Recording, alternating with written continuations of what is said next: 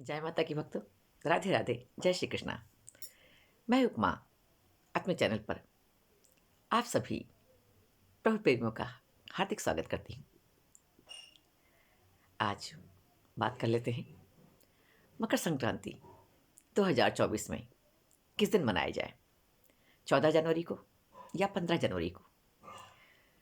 तो मैं आपको बताना चाहती हूँ कि भगवान सूर्य जब दक्षिणायन से उत्तरायण होते हैं और धनु राशि से मकर राशि में प्रवेश करते हैं, तब हम मकर संक्रांति का त्यौहार मनाते हैं। तो इस बार भगवान सूर्य 15 जनवरी को 8:43 से धनु राशि से मकर राशि में प्रवेश कर रहे हैं। मित्रों, तो इसलिए हम ये त्यौहार 15 जनवरी को ही मनाएंगे। 15 जनवरी को चूंकि भगवान सूर्य मकर राशि में प्रवेश कर रहे हैं और दक्षिणायन से वो उत्तरायण होते हैं, इसलिए ये पर्व हमारे लिए विशेष हो जाता है।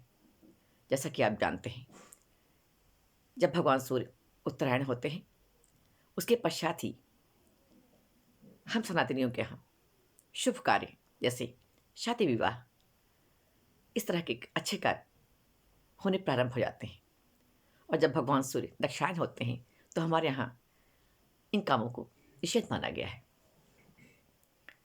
इस दिन भगवान सूर्य की उपासना का विशेष महत्व है। तो प्रातः आप जल्दी उठें,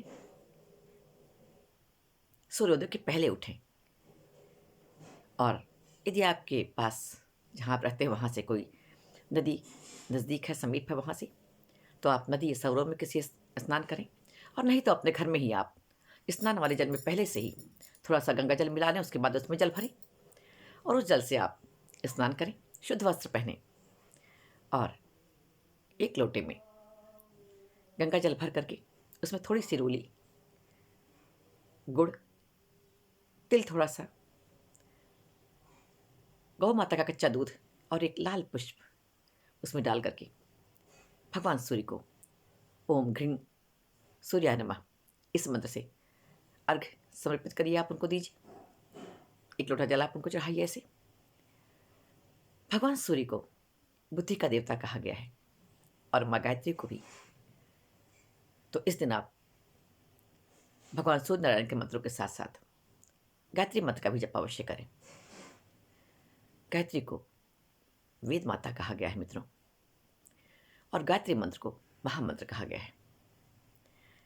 तो भगवान सूर्य को आप अर्घ्य दें और उनके मंत्रों का भी जप करें।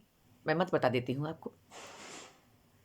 ओम भास्कराय च विद्महि दिवाकराय च धीमहि तन्नः सूर्य प्रचोदयात्। इस मंत्र से भगवान सूर्य का आप जप करें, उनके मंत्र का, और साथ में आप गायत्री महामंत्र का जप करिए। इस दिन आप अपनी बहन को, बेटी को, जामाता को बुलाइए और एक ब्राह्मण को भी अवश्य बुला करके पहले आप उन्हें दान करिए कुछ। हमारे यहाँ तो परंपरा है उत्तर प्रदेश में कि हम लोग खिचड़ी का दान करते हैं विशेष करके। उसके साथ में कुछ सब्जियाँ होती हैं, कुछ फल होते हैं, तिल के लड्डू होते हैं, इस तरह का गुड़ होता है, इस तरह का दान किया जाता है। तो पहले आप कुछ दान करिए, दान निकालिए, उसके पश्चात आप ब्राह्मणों को भोजन कराइए। भोजन में मैं उत्तर प्रदेश की बात कर रही हूँ, तो यहाँ तो खिचड़ी बनाई जाती है, साथ में किन्हीं के यहाँ सब्जियाँ बनती हैं, किन्हीं के यहाँ आलू का भरता बनता है, रायता होता है या दही बड़े होते हैं, पापड़ होता है, सलाद होती है।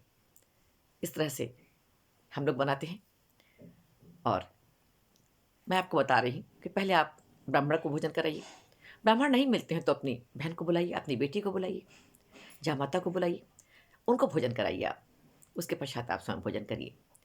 इस दिन गुड़ दान करने का, तिल से बनी वस्तुएं, विशेष करके तिल दान करने का, बाजरा दान करने का, ऊनी वस्त्र दान करने का बहुत महत्व है मित्रों। इन चीज़ों का आप दान करिए और सायंकाल आप दीपदान भी करिए। आंवले के वृक्ष में, बेल वृक्ष में और पीपल के वृक्ष में, 3 वृक्ष में आप दीपदान करिए। अपने घर में भी आप एक दीप जला करके अवश्य रखिए अपने चौखट पे, अपने घर के दरवाजे पर। तो इस प्रकार से मैंने आपको छोटी सी जानकारी दी मित्रों। जैसा कि आप जानते हैं, मकर संक्रांति हमारे सनातन में विशेष पर्व के नाम से जाना जाता है। इस दिन गंगा सागर में स्नान करने का विशेष महत्व है।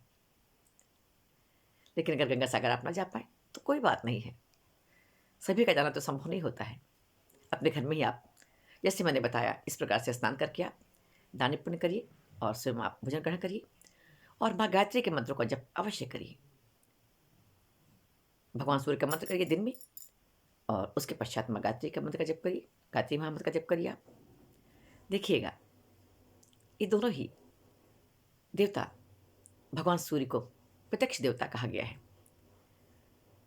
प्रत्यक्ष देवता क्यों कहा गया है? वो प्रतिदिन हमको दर्शन दे करके हमारे जीवन को आलोकित करते हैं, प्रकाशवान बनाते हैं, प्रकाशित करते हैं उसको।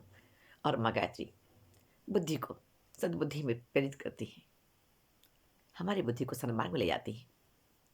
इसीलिए इन्हें वेद माता कहा गया है। तो आप इस दिन इन दोनों महामंत्रों को जप करिए। आशा करती हूँ आपको मेरा वीडियो पसंद आएगा।